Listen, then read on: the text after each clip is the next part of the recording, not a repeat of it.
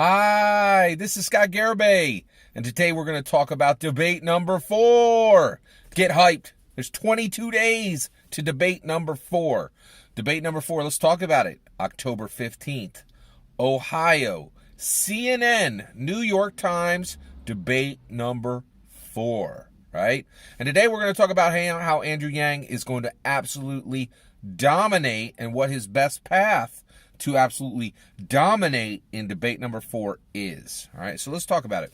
So one, let's talk a little bit about, there's a few things I want to talk about before we get to how Andrew Yang absolutely dominates in debate number 4. So let's talk some numbers from debate number 1, 2, and 3. So these are the top viewership from those debates. I know they all had, like, some had 2 nights, some had 1 night. I'm just going to give you the top performance from the main night on the, of each one of the debates. Debate number 1, top viewership was 27 million American viewers, okay? Debate number 2, 13 million viewers. Debate number 3, 14 million viewers. All right, now those are some harsh numbers because I'm going to share a little bit with you. You know what that means? That means only 11% at the max number, 27 million. I did the math. We have like 330 million people in America, and about 75 million of them are under the age of 18. And every single one of those under the 18s, they have an excuse on why not to watch the debates. They have an excuse. They can legit not watch debates. Nobody else has an excuse, right? That means that only 11% of all Americans are, at max, are watching these debates. And on some of these debates, it's going to 5 or 6%. So one, I just want to take a minute and I just want to celebrate you again. I really am so thankful for each one of you. Everybody watching this channel, you're deep in the woods on what matters, right? And so far right now, man, we live in a world where people, they don't care what matters. They really are, listening to another rap song, reading another comic book, watching another Netflix show. And the reality is, I don't want to denigrate any of those, and I don't want to lower them out. This is a hard world. We all need to pursue things that bring us joy. I don't have any hard words for them, but I do. I want to celebrate you. I really feel like you people out there who are engaged now, 14 months before election time, right? You are the true vanguard. You are what makes this nation great, and you're what makes politics matter, right? And the energy and the zeal for what matters in this nation is coming from you. And I celebrate each and every one of you. Thanks for remaining engaged and caring about debate number 4, which I care a lot about. And I'm excited that you do too. So let's talk about it. All right. So what can Andrew Yang do in debate number 4 to defeat his opponents? All right. So one, he can focus, and focus. What does focus mean? It means ignoring the people who should be ignored, right? So who can be safely ignored in debate number 4? Well, these people right here, they can all be easily ignored. Sanders, Buttigieg, Beto O'Rourke, and Castro. I don't think that Andrew Yang should waste a single moment, nor anyone on his team should waste a single moment having any type of comeback, having any type of plan to deal with any of these non-issue scrubs, right? They don't matter anymore. They really don't. Sanders got a big old socialist sticker right across his forehead. Everybody, Biden just backhanded him like, psh, like backhanded him last time, called a socialist right to his face. I couldn't believe it, right? And the reality is, I understand there's a lot of Democrats who are like, socialism isn't a bad word. But the reality is, in America, it is, man. And it ain't working in 2020. Like, it didn't work in 2016, and it ain't working in 2020. And as much as Sanders are trying to, and that's just it, I will give him his props. He ain't even trying to sand it off, right? He owns that socialist label, but it makes him fully unelectable. I know he's got strong numbers, but he don't matter. He does not matter. He's a complete non-issue, right? So I really feel Yang should totally ignore him. Pete Buttigieg, boy, that poor dude, man. There was another horrible, absolute horror story that came out of South Bend. South Bend is a mess. His town's falling apart, right? Like, Pete Buttigieg is a non-issue because it's clear that he ain't doing a great job running a town. Ain't nobody gonna let him run a country. Complete non-issue. Beto O'Rourke, that dude's falling like a comet. Forget it. You don't need to spend a single breath on him. And Castro, I got big props for Castro. He's working hard. He's got some moves, but he's just not getting any traction. He really isn't. So I would not. So Andrew Yang could focus, right, and then actually prepare some real comebacks for all the other people, the other 5 people. I think it's going to be 6 in there. By the way, Tom Steyer is going to be there. What should Andrew Yang say to Tom Steyer? Actually, Tom Steyer, I wish Andrew Yang would say this. Hey, noob, good to see you here. Where were you for the first 3 debates, right? Andrew Yang ain't going to say that, but I really wouldn't worry about Tom Steyer either. Complete non-threat. Like, it's late to the party. Non-player. Like, he does not need to worry about Tom Steyer. All right, so who does he need to worry about, and what should he do with him? All right, so one, before we talk about any of the plans he should make, how does he handle each one of these real opponents, the opponents that matter, right? The other 5 that matter in debate number 4.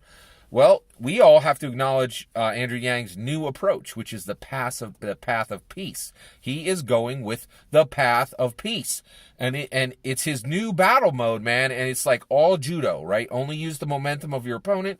You don't strike first. You don't kick anybody in the teeth, right? You don't break anybody's arms. It's all like, flips and throws.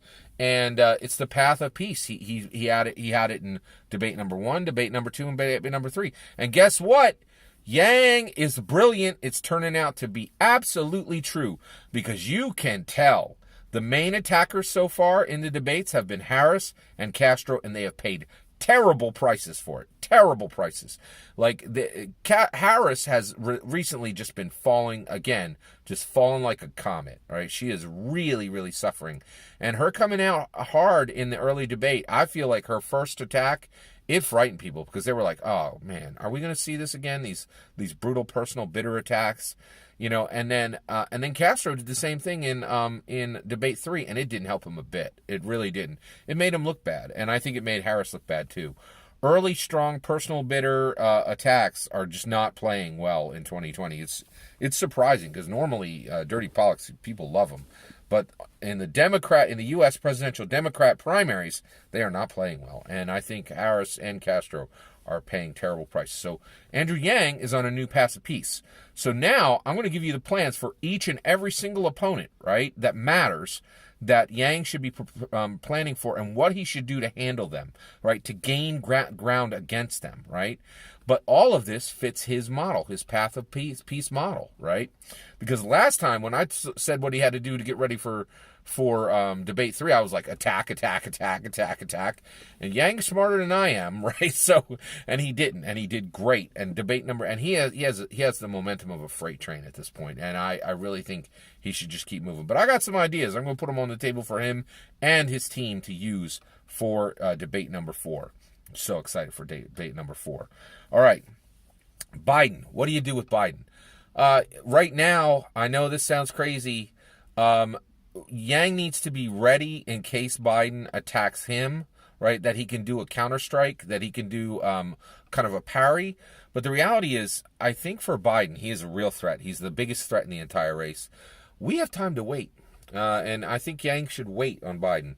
I think Biden's real enemy is his own health. I really do. He's 77 years old.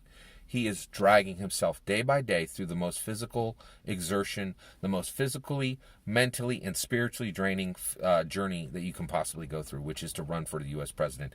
It is non-stop pressure, right? Physical pressure, mental pressure, and, I'm an evangelical Christian, so I'll say it. I understand some of you out there wouldn't acknowledge this, but spiritual pressure, right? It grinds you down, right?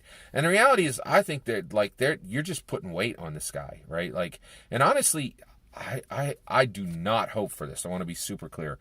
I'm not hoping that Biden will break, but I am betting he will break. I really think that the reality is Yang ain't got to do nothing to deal with Biden. The trail, the campaign trail is going to deal with Biden. It really is. I think he's in a race against his own health. I truly believe that. And this isn't me just pulling something out of the air. He is him and Sanders are both the oldest people to ever do what they're trying to do. And if they become president, when they begin being president, they will be older. They will be older than the oldest president was when he quit being president, which was Reagan. So Reagan was 77 when he was done being president, and Biden will be 78 when he starts being president. That is, so I really feel that, Yang doesn't need to do anything against Biden. Biden's on a clock, right? If he has a Hillary stumble, you're done, right? That's what's going to take Biden out. I know that. I know I have a different view on that, and not a lot of people agree with it. That's what's going to take Biden out. Sanders. Let's talk about Sanders, right? All right. Oh, I'm sorry. We already talked about Sanders. Warren. Path of peace. I think Andrew Yang should talk about the shared policies he has with Warren. He should just remind people, hey, I have these good plans too. And hey, and he should go into nice mode and say with Warren, oh, hey, there's a good attack from you to me, Warren, if she takes the time to attack him. And he says, I share some policies with you. I share this policy, I share that policy, I share this policy. And I have a lot of respect for your plans. Kill him with kindness. That's where we're going, man. That's where we're going. Harris. I think he should go to Harris and he should talk with Harris about the places where he overlaps with her and where he agrees with her on reparations. Kamala Harris has very strong numbers with African-American voters, and I think Yang needs to gain ground there. And by singing a Kumbaya song with Harris, not with her permission, but he's just going to definitely do it, he can gain some ground with African-American voters, and he needs to, right? It's important, right? And then Klobuchar, I think he should compliment her on being a Heartland stalwart. I would literally use those words.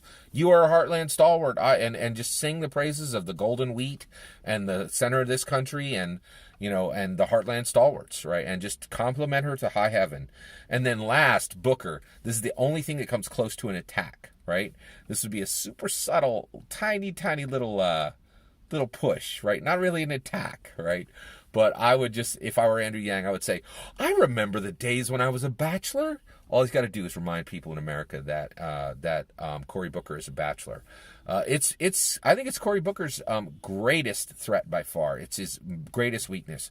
And the reason why is this country's only had 2 bachelor presidents, and both times it was absolutely terrible, right? One of them got married 3 months after. It was like, whoa, I'm a bachelor? Crap, I better get married. So one of them barely even counts because they weren't even a bachelor for even a single year of their presidency. The only other time we had a bachelor president, it was right before Lincoln, and the dude gave strong support for Dred Scott. He was an absolutely terrible president. So the only 2 times this country has has tried out a bachelor president, it has been absolutely horrendous, right? And Americans are like, hey, a lot of people still agree that the journey of humanity is having or acquiring children and being a parent and caring for little ones, right?